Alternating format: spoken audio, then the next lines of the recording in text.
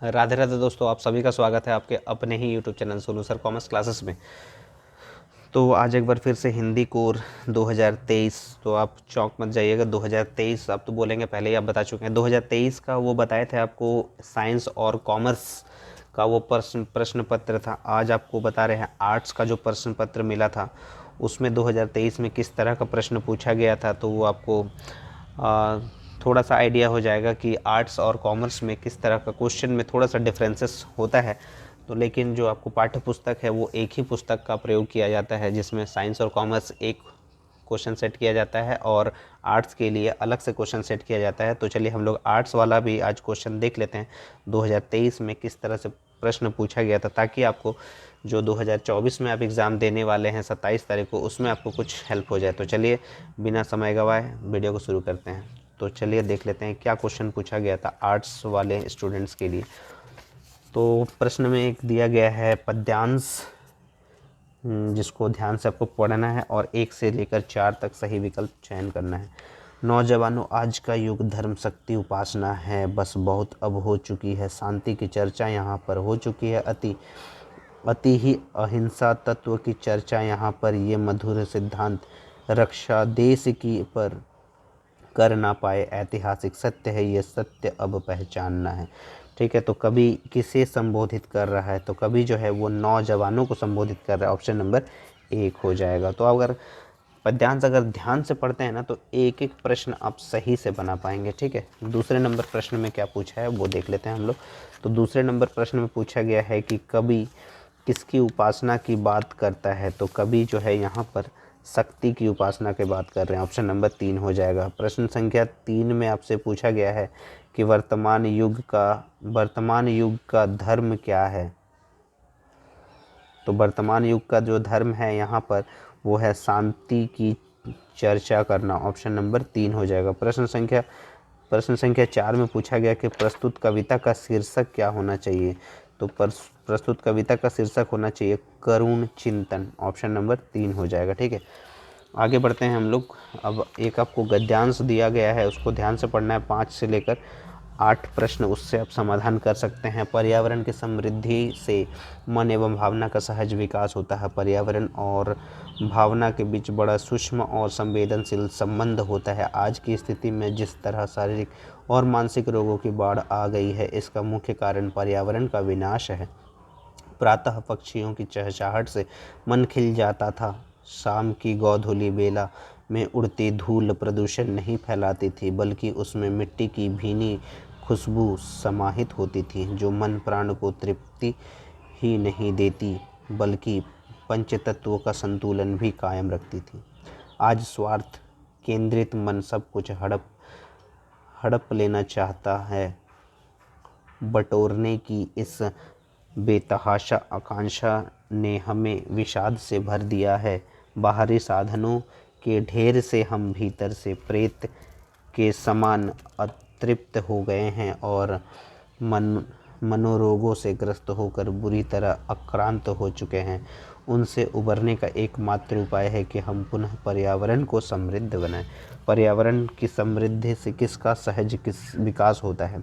5वें नंबर प्रश्न में पूछा गया है पर्यावरण की समृद्धि से किसका सहज विकास होता है? मन एवं भावना का। ऑप्शन नंबर 2 हो जाएगा। 6ठे नंबर प्रश्न में आपसे पूछा गया है कि शारीरिक और मानसिक रोगों का मुख्य कारण क्या है? पर्यावरण का विनाश। Option number 2। 7वें नंबर प्रश्न में पूछा गया है कि मिट्टी की भीनी खुशबू किस समय आती थी? गोधूली बेला में। ऑप्शन नंबर 4 हो जाएगा। 8वें नंबर प्रश्न पूछा गया कि शारीरिक और मानसिक रोगों से बचने का एकमात्र उपाय क्या है? पर्यावरण समृद्धि। ऑप्शन नंबर 4 हो जाएगा। उसके बाद आपको खंड ख में अभिव्यक्ति और माध्यम से संबंधित प्रश्न दिया गया है। 9 नंबर प्रश्न में पूछा गया है कि सज्जन संचार माध्यम में रिपोर्टर को हिंदी में क्या कहते हैं? तो संवाददाता। ऑप्शन नंबर 1 हो जाएगा। 10वें नंबर प्रश्न पूछा गया कि समाचार लेखन में निम्नांकित में किनकी भूमिका महत्वपूर्ण होती है? संपादक मंडल की। Option number 4। ये जितने भी प्रश्न हैं बहुत इंपॉर्टेंट होते हैं, एग्ज़ाम में रिपीट भी करता है। ठीक है, ध्यान दीजिएगा। 11वें नंबर प्रश्न पूछा गया है कि सरकार के कामकाज पर निगाह रखना और उनकी गड़बड़ियों को उजागर करना कहलाता है वॉचडॉग पत्रकारिता। ऑप्शन नंबर 1 हो जाएगा।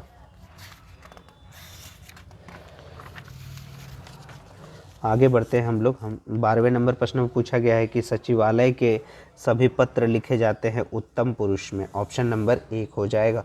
13 नंबर प्रश्न पूछा गया संचार के मुद्रण माध्यम में किसे शामिल किया जाता है, तो समाचार पत्र, पत्रिकाएं, पैम्पलेट्स, इनमें से सभी, ऑप्शन नंबर 4 हो जाएगा। 14वें नंबर प्रश्न पूछा गया निबंध का अर्थ क्या होता है, निबंध का अर्थ होता है बांधना, ऑप्शन नंबर 1। 15वें नंबर प्रश्न पूछा गया लोकतंत्र के अविभाज्य अंग के रूप में किसे माना जाता है, पत्रकारिता को, ऑप्शन नंबर 1 हो जाएगा 15वें नंबर का। 16वें नंबर प्रश्न पूछा गया समाचार पत्र कितने प्रकार के होते हैं, तो उसका सही उत्तर हो जाएगा 6 प्रकार के, ऑप्शन नंबर 4। 17वें नंबर प्रश्न पूछा है कि सिनेमा और रंगमंच की तरह रेडियो एक दृश्य माध्यम नहीं बल्कि एक श्रव्य माध्यम है, ऑप्शन नंबर 1 हो जाएगा। 18वें नंबर प्रश्न पूछा गया है कि जनसंचार का प्रमुख उद्देश्य क्या है, तो सूचनाओं को परस्पर बांटना, विचारों की अभिव्यक्ति, जिज्ञासाओं का समाधान, इनमें से सभी, ऑप्शन नंबर 4 हो जाएगा। और आपको खंड ख में यानी पाठ्य पुस्तक से पूछा गया है, एक पद्यांश दिया गया है 19 से 22 तक आपको प्रश्न का सही उत्तर देना है। मेरे तो गिरधर गोपाल दूसरो ना कोई, जाके सिर मोर मुकुट, मेरो पति सोई, छाड़ी दई कुल की कानी, कहाँ करिए कोई, संतन डिग बैठी बैठी लोक लाज खोई। तो 19वें नंबर में पूछा गया है कि प्रस्तुत काव्यांश के रचयिता कौन है, तो इसका सही उत्तर है मीराबाई, ऑप्शन नंबर 3 हो जाएगा। 20वें नंबर प्रश्न पूछा गया कि गोपाल शब्द का प्रयोग किसके लिए किया गया है, तो ये जो है रिपीटेड प्रश्न है, तो ये पूछता है हमेशा, तो गोपाल शब्द जो है वो कृष्ण के लिए किया गया, ऑप्शन नंबर 2 हो जाएगा।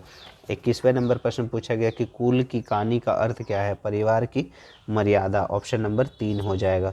22वें नंबर प्रश्न पूछा गया मीराबाई ने अपना पति किसे स्वीकार किया, तो कृष्ण को, ऑप्शन नंबर 1 हो जाएगा। निम्नलिखित प्रश्नों के सही विकल्प का चयन कीजिए। 23वें नंबर प्रश्न पूछा गया प्रतिक्षण नूतन बेस कौन बदल रहा है, तो नील गगन, ऑप्शन नंबर 2 हो जाएगा। 24वें नंबर प्रश्न पूछा गया जीवन के अंतिम दिनों में मीराबाई कहाँ चली गई, तो ये भी बहुत इंपॉर्टेंट सवाल है, ये रिपीट कर रहा है, तो द्वारिका हो जाएगा सही उत्तर, ऑप्शन नंबर 4 हो जाएगा। जीवन के अंतिम दिनों में मीराबाई द्वारिका चली गई।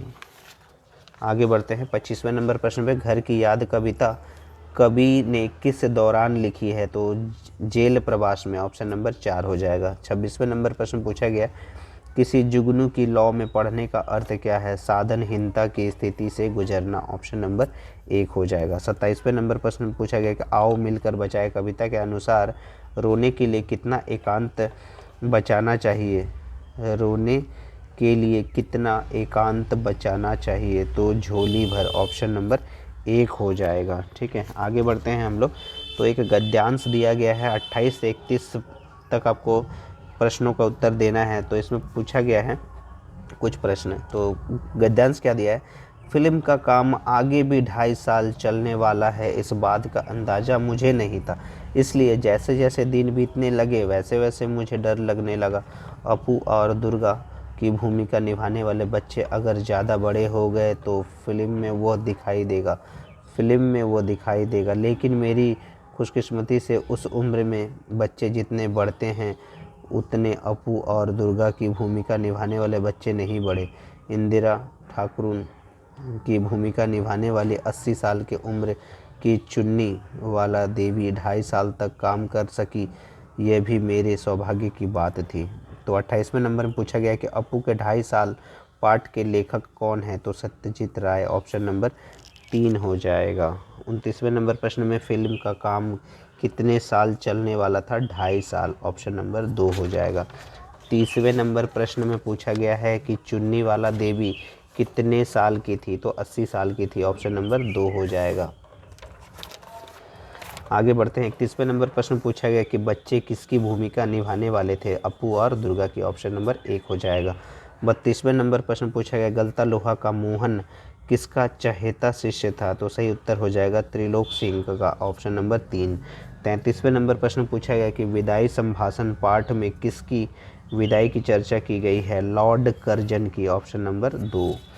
34वें नंबर प्रश्न पूछा गया कि रजनी किस प्रकार की नारी है, तो वो संघर्षशील है, अन्याय की विरोधी है, निर्भीक है, इनमें से सभी हो जाएगा। चौथा नंबर ऑप्शन हो जाएगा। 35वें नंबर प्रश्न पूछा गया है स्पीति नदी किस नदी में मिलती है, तो उसका सही उत्तर हो जाएगा सतलुज, ऑप्शन नंबर 4। 36वें नंबर प्रश्न पूछा गया है जामुन का पेड़ किशन चंद्र की एक प्रसिद्ध कथा है, तो ये हास्य व्यंग्य है, ऑप्शन नंबर 2 हो जाएगा। 37वें नंबर प्रश्न पूछा गया कि राजस्थान की रजत बूंदे पाठ में किस समस्या की ओर संकेत किया गया है, पानी की। बहुत इंपॉर्टेंट प्रश्न है, ये पूछा जा सकता है। 38वें नंबर प्रश्न में पूछा गया है आपसे कि लता मंगेशकर किस सुप्रसिद्ध गायक के बेटी थी, इसका सही उत्तर हो जाएगा दीनानाथ मंगेशकर जी की, ऑप्शन नंबर 1 हो जाएगा। 39वें नंबर प्रश्न पर पालर पानी किसे कहते हैं, बरसात से मिलने वाला जल, ऑप्शन नंबर 2 हो जाएगा।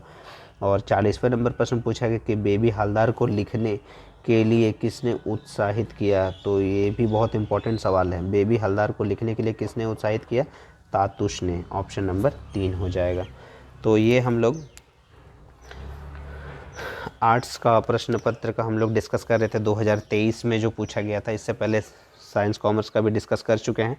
तो ये आर्ट्स का है, तो इसका मतलब ये नहीं है कि सिर्फ आर्ट्स वाले को ही ये बेनिफिट दिलाएगा, ये साइंस और कॉमर्स दोनों के लिए भी है, क्योंकि जो क्वेश्चन पूछा गया है वो तीनों में बंटवारा हो जाता है। ठीक है, तो एक सेट तो नहीं बनता है, 2 सेट बनता है। तो इसमें किसी भी जितने क्वेश्चंस का कलेक्शन होगा उतना हम लोग के लिए बेनिफिट होगा। ठीक है, तो जितना आप मल्टीपल चॉइस क्वेश्चंस याद कीजिएगा उतना आपके लिए अच्छा रहेगा, ताकि क्वेश्चन आपका एक भी नहीं छूटेगा। ठीक है, उम्मीद है आप समझ पा रहे होंगे जो हम समझाना चाह रहे हैं। ठीक है, तो इसी तरह से आप लोग पढ़ते रहिए और जुड़े रहिए सोनू सर कॉमर्स क्लासेस के साथ। अगर आपको वीडियो पसंद आ रहा है तो ज़्यादा से ज़्यादा शेयर करें वीडियो को, ताकि जितने भी स्टूडेंट एग्ज़ाम दे रहे हैं उनको बेनिफिट हो जाए। और अगर आप चैनल में नए हैं तो चैनल को सब्सक्राइब कर ले और नोटिफिकेशन बेल को भी ऑन कर ले, ताकि जो नए नए वीडियोस आएंगे सबसे पहले आपको मिले। इसी तरह जुड़े रहिए सोनू सर कॉमर्स क्लासेस के साथ, आने वाले हैं नए नए वीडियोस। तब तक के लिए राधे राधे दोस्तों।